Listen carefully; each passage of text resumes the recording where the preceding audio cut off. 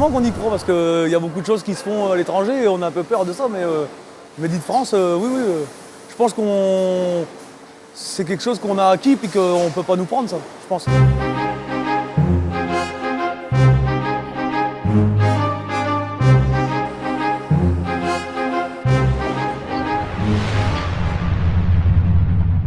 On veut qu'il soit force de proposition.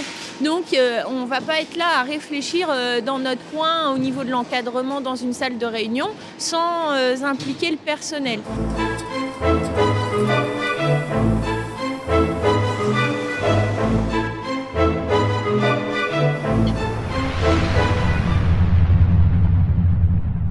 L'objectif, c'est d'avoir à la fin un produit bon.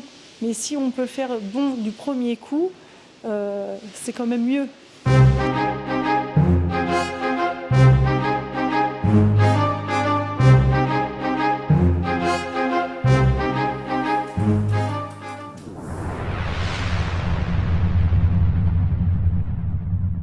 Ça a bousculé les codes, ça a bousculé les salariés, ça a aussi bousculé l'exigence qui a été demandée. C'est-à-dire qu'à un moment donné, on nous a demandé une exigence telle qu'il a fallu se remettre à travailler sur un certain nombre de choses qui étaient naturelles. Donc des choses où on a intégré la lumière, les barrettes telles qu'ils sont là, doivent prendre la lumière avec un certain angle. C'est des choses qu'on n'avait même pas imaginées avant de commencer le projet. Donc cette expertise-là nous a permis de progresser sur beaucoup de domaines.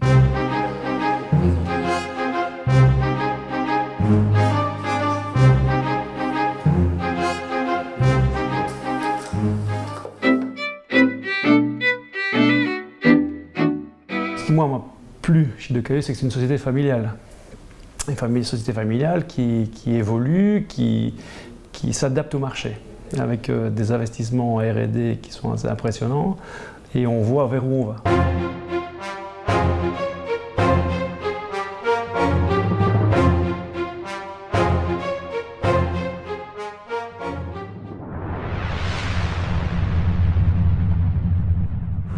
Le fait que c'est une société familiale, c'est pas du tout un frein à l'innovation, bien au contraire. Je pense qu'ils perçoivent très bien les nécessités du marché, et comme c'est très bien géré, c'est bien géré à niveau familial, donc les décisions ça se prend beaucoup plus facile.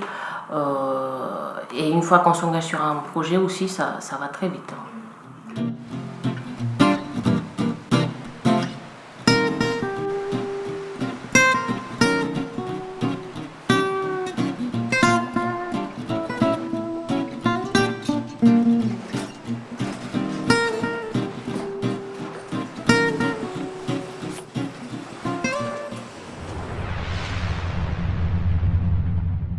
Il faut savoir que dans une installation comme on a, tout ce qui n'est pas utilisé sur le produit, c'est récupéré et ça repart dans le carton de poudre d'origine.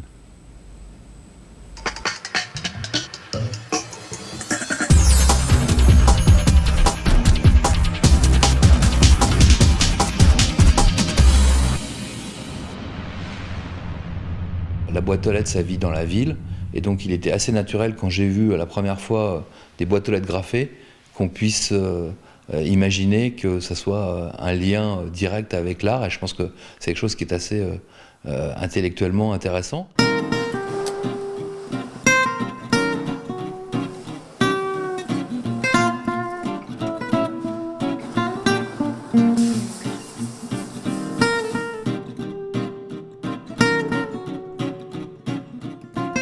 On ne dit jamais non, on étudie toujours ce qu'il est possible de faire, même parfois on répond à des choses qui ne sont pas dans le catalogue, mais on voit toujours avec le bureau d'études pour savoir si c'est possible de faire.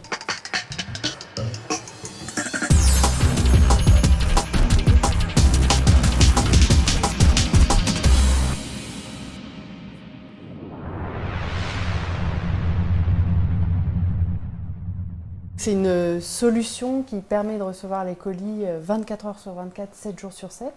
C'est une boîte mutualisée, dans le sens où il y a une boîte pour plusieurs logements.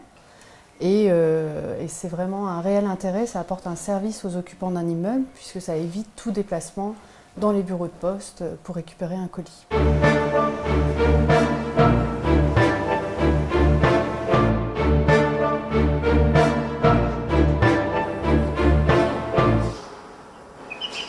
On a été les premiers à mettre en place une porte coulissante.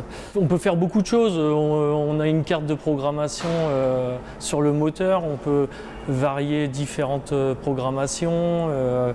Et après, il y a la spécificité de la mise en place sur le chantier. Il y a des demandes spécifiques. Sur des radars, on demande des radars qui se verrouillent la nuit pour pas que les gens puissent rentrer, etc. Quand on fait des portes comme ça, coulissantes pour des offices d'HLM ou des bureaux d'offices d'HLM, quoi.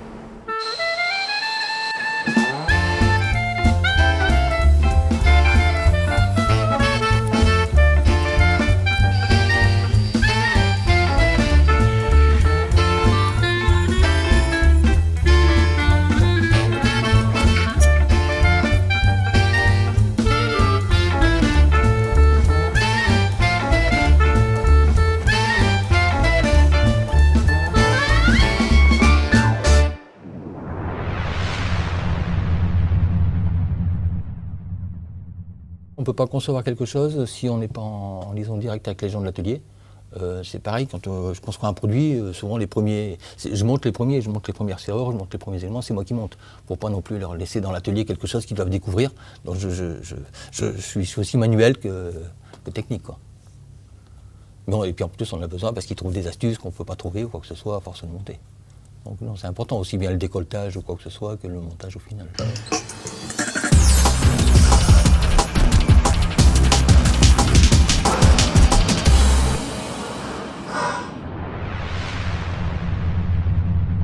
Le Lean, on l'a trop associé aux Japonais avec Toyota, avec les chaînes de production super flexibles. Et le Lean, en réalité, c'est pas quelque chose de spécialement moderne ou de automatisé. C'est quelque chose où on cherche vraiment à optimiser la valeur ajoutée de notre produit. C'est-à-dire qu'on va mesurer le temps que met un produit au moment où il est lancé en fabrication et au moment où il va sortir. Et on va regarder tout ce qui est valeur ajoutée et tout ce qui ne l'est pas. Et on va s'attarder à supprimer tout ce qui n'est pas valeur ajoutée, afin que le client ne paye que la partie qui est réellement valeur ajoutée.